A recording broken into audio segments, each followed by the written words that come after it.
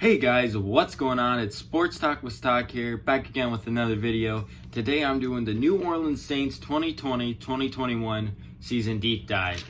And I'm just going to go ahead and get right into it. The Saints are one of my favorite teams in the NFL. They're just such a good team. They're so complete and they have such a good roster. They're just really fun to watch week after week. So I'm going to go ahead and get into the team summary. Now, the biggest question, I think, is how will they respond to their loss to the Minnesota Vikings in the wild card round? That has to be a devastating loss to them. They were clearly the better team. They had the better players. And the biggest crushing thing about that was that the quarterback for the Minnesota Vikings was Kirk Cousins, who was known to lose in big games. And I think Kirk Cousins is a really good quarterback, but it still got to sting to lose to a team like that. And just the way they did it, it just has to suck for them. But I do believe in the Saints, and I don't think that that's going to really be a problem for them. I think they're going to be successful without it. In fact, I think probably the biggest problem for them is going to be the Bucs. Are the Buccaneers going to be a real threat for them? And honestly, yes, the Buccaneers are going to be a really tough threat for the New Orleans Saints. They're going to be a threat to all teams. The Buccaneers are going to be good this year. They have a good quarterback. They have good players. They are a really good roster. Not as good as the Saints, but they will be a threat.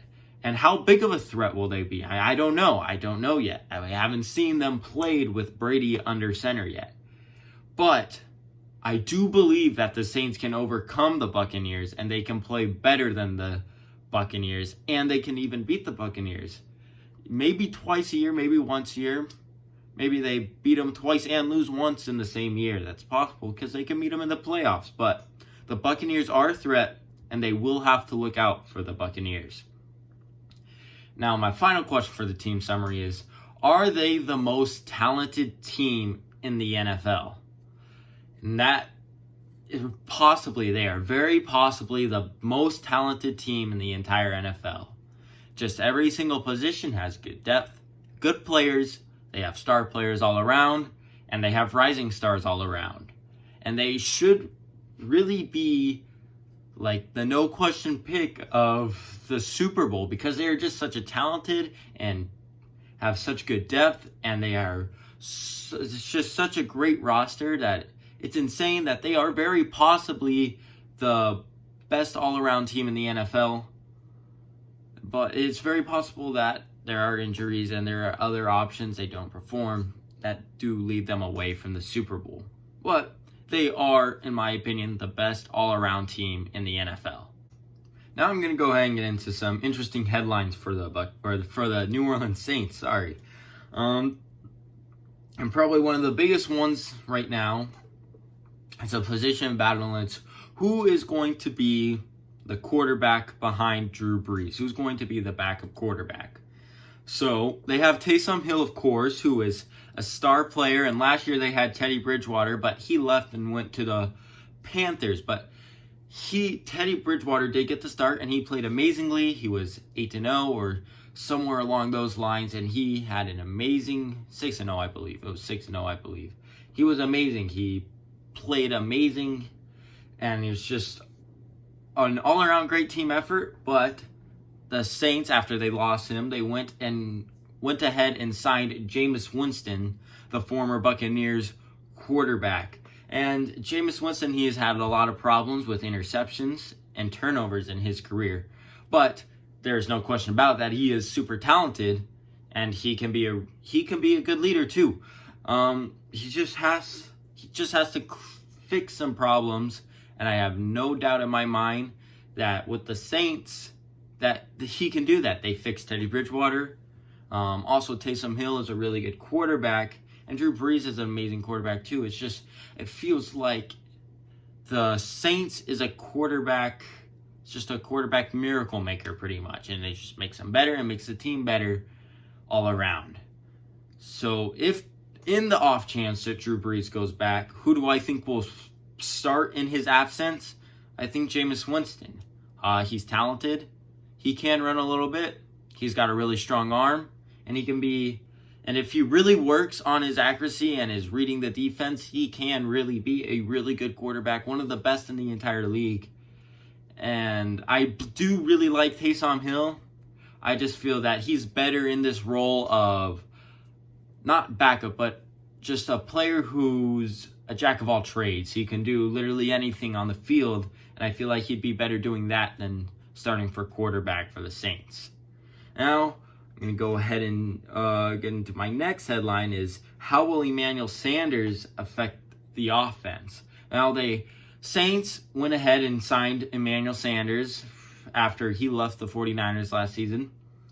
In the offseason, I meant. He was really good for the 49ers. It was an amazing deep threat. He can still be a really good deep threat. But the biggest thing about this is that it automatically replaces Ted Ginn Jr., who is a really good receiver for the Saints. And it also gives a reliable target across from Michael Thomas. And that's going to lower his receptions and his yards, but that's going to prolong Michael Thomas's career and honestly make him better in the long run, because there's not going to be so much attention on Michael Thomas, or there's going to be so much attention on Michael Thomas that Emmanuel Sanders is just going to be able to run great routes and be a complete monster for them. And then also you have their defensive line is just probably like an insane, one of the best defensive line. Is it one of the best defensive lines in the league? I'm not quite sure, but I know they have one of the best players in the NFL. They have a rising star on there. They have plenty of good players, and they have lots of good depth on that defensive line.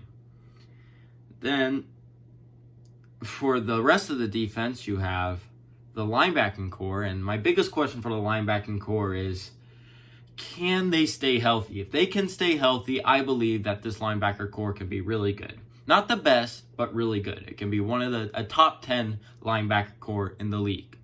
But they have to prove that they can play a full season. There's a lot of players in that core who have not been able to stay healthy.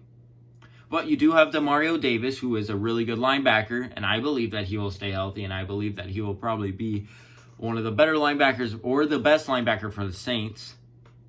But then you also have guys like Nigel Bradham, who have problems with injury, Alex Anzalone, who have had problems with injury, Kiko Alonso, who's had problems with injury. There's just so many players with problems with injury that it's hard to believe in them. But I do believe in them. I do believe that if they can stay healthy, and if they do get injured, I believe that the Saints as an organization can find guys to replace them, because that's just the Saints are such a good organization that they can do that they do that repeatedly.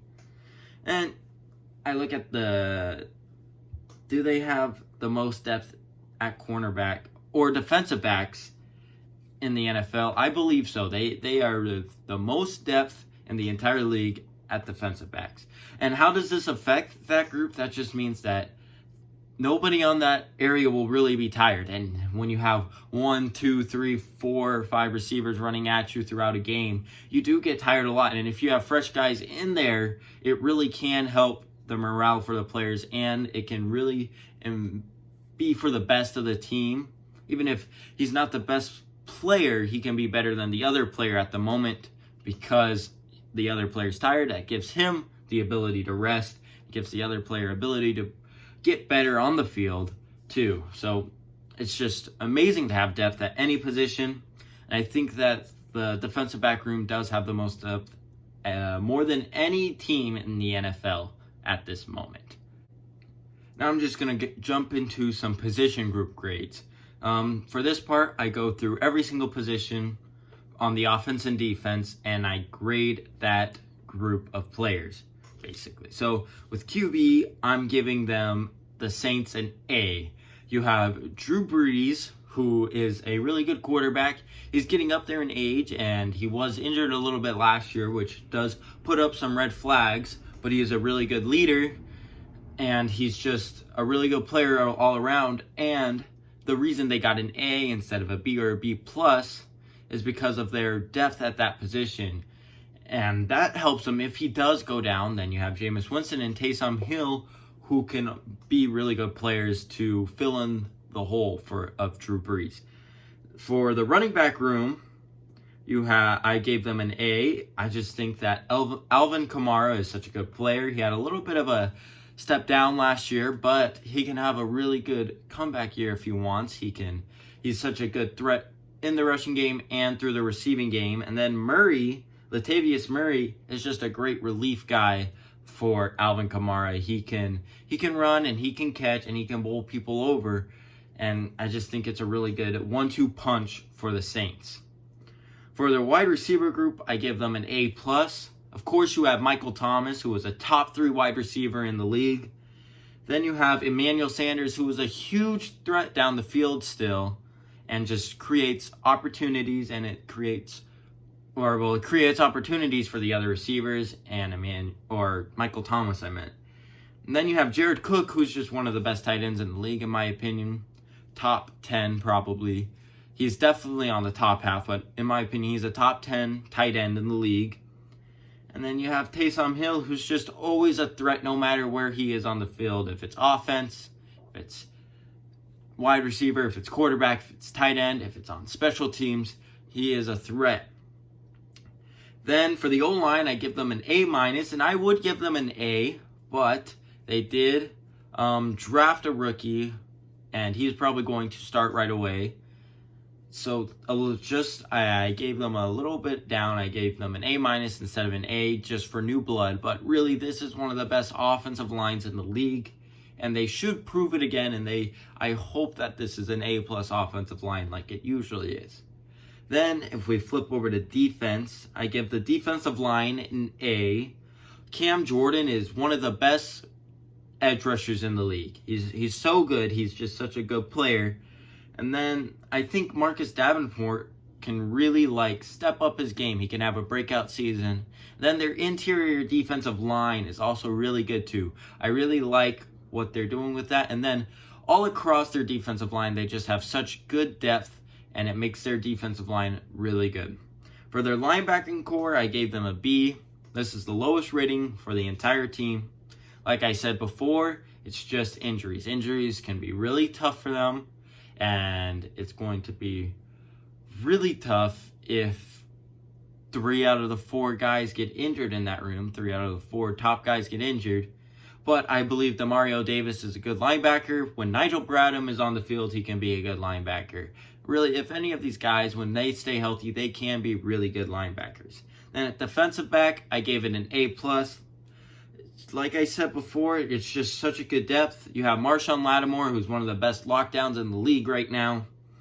Then you have Janoris Jenkins, who has proven himself to be a really good player. There's P.J. Williams, who the Saints really liked last year. And Marcus Williams, who did mess up 2 years ago when the Vikings beat the Saints in that championship. But he has really proven himself to be a good safety in this league. He had 4 interceptions last year. Then on top of that, you have Malcolm Jenkins, who is just one of the best safeties. I'm not going to say of all time, but he has been one of the best safeties over the past 10 years.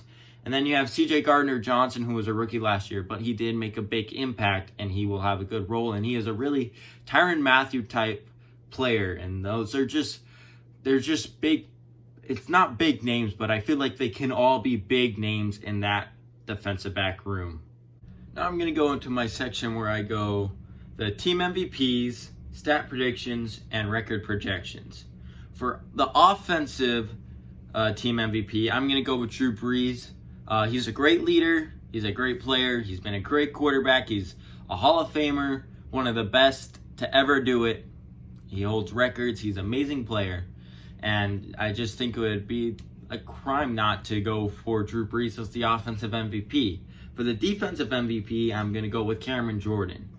I was going to either do Marshawn Lattimore or Cameron Jordan, but I feel that Cameron Jordan has a little bit more of an important role, and he's been a better producer over the past couple years. Not saying that Marshawn Lattimore has been bad, because he has been locked down, but Cameron Jordan is a great pass rusher, and he really deserves to be recognized. He has been recognized, but he's been one of the best pass rushers in the league over the past couple years.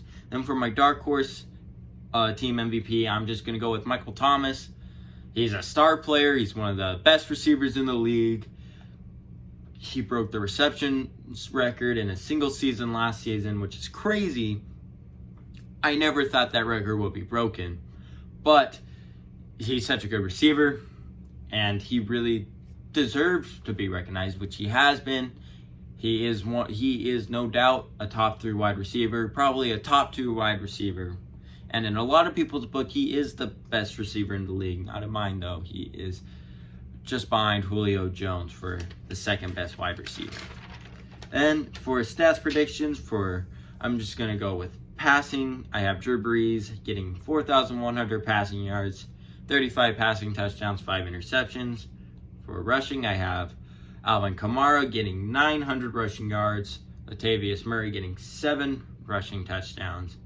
Receiving, I have Michael Thomas getting 125 receptions, which is a little bit of a dip from last year, but there's no way you can expect him to repeat what he did last year. But then I also am having him getting 1,400 yards, and I'm going to say Jared Cook leads his team, or the team, with 8 receiving touchdowns. For total tackles, I have Demario Davis getting 110. For tackles for loss, I'm thinking Cam Jordan's going to get about 19. For sacks, I'm going to say Cam Jordan gets 17, which is going to be on the higher end of the league. Interceptions, I have Marcus Williams getting 3, just 1 lower than last year. And forced fumbles, I have CJ Gardner-Johnson getting 3 forced fumbles. For record predictions, the lowest record I have them going is 8-8. If they lose against divisional opponents, if they have a bunch of injuries, and Brees takes a step down and he regresses, then they're going to have a little bit of problems. But even if I saw that, I almost had their lowest record being 9-7, just because of how well of an all-around roster there are. But I just felt like lowest record 9-7. That doesn't seem very realistic. So I put that at 8-8. For their highest record, I went 15-1. Brees is a great player again, and he's healthy all season. They beat the Bucs twice. They proved to be not a threat, which I don't believe will happen. And the actual record I believe they will go is 13-3. They split with the Bucs, and they just play how they're expected to play, as an all-around good team. Now for my conclusion of the New Orleans Saints 2020-2021 deep dive, I just have to ask, how will the Buccaneers affect the Saints? Will the Buccaneers be one of the best teams in the league? Probably. How will it affect the Saints? They're in the same division. It's Brees versus Brady twice a year this year.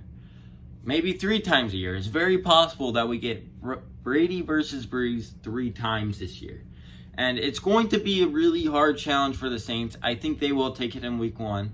It's going to take some time for Brady to get in sync with his teammates. But I do think that they will split eventually. Then I think they will be a pretty big threat to the Saints, though. I do. If they meet them back in the playoffs, I can't guarantee who will win that matchup. I can't guarantee who will win any of the matchups between the Saints and the Buccaneers. Can they beat the 49ers and the Chiefs? The 49ers and the Chiefs are going to be the 2 hardest games on the schedule. Behind that, you probably have the Buccaneers twice. It's a tough schedule. That's 4 games that are really hard teams to beat. The Chiefs were Super Bowl champs. 49ers were the Super Bowl runner-ups. The 49ers beat the Saints last year by 2 points. And then the Chiefs beat the 49ers too. So I think the hardest challenge will be the Chiefs, no doubt. Patrick Mahomes is just such a great player. But the 49ers will be a really fun matchup to watch again this year. Will they have new players step it up? Probably. I mean, every team does. Every team has players that step up. They come out of nowhere, and it's fun to watch them. I feel like the Saints, oh my gosh, the Breeze. The Saints can have multiple players that can step up at any time. I just feel like they're just such an all-around good team. They have good depth. They have good drafts. Now, can they make it to the Super Bowl? They are probably my favorite in the NFC to make it to the Super Bowl. But it is going to be really tough. They haven't made it in a couple years. They've been cheated. They've choked. they've just had luck not on their side over the past couple of years. And it is really tough if you're a Saints fan and you've been this close this many times and you just want to be there so bad. I don't know why that is. I'm a Cardinals fan. We haven't been to the Super Bowl or really close in like 5 years. But for the Saints, this is really tough for them. It really has to be demoralizing for them. But I feel like they can finally just be like, this is our year. This is the year that we go and we make it to the Super Bowl and we win to the Super Bowl. And they are the best all-around team in the league. So I think that is very possible that they can do it. You just have to get it out of your head that you're going to lose in the playoffs. You're not going to lose in the playoffs anymore. And that's how the Saints are going to make it to the Super Bowl. That's going to wrap up my video, guys. I hope you guys enjoyed, and if you did, just let me know down in the comments below. School's starting up for me, so my schedule is going to be a little bit busier. I'm not going to have as much time to do videos, so it's going to be the videos are going to be maybe shorter, or there's not going to be as consistent as I hope they would be. But that's going to wrap it up for me. I hope you guys have a great day and stay safe. See you guys next time.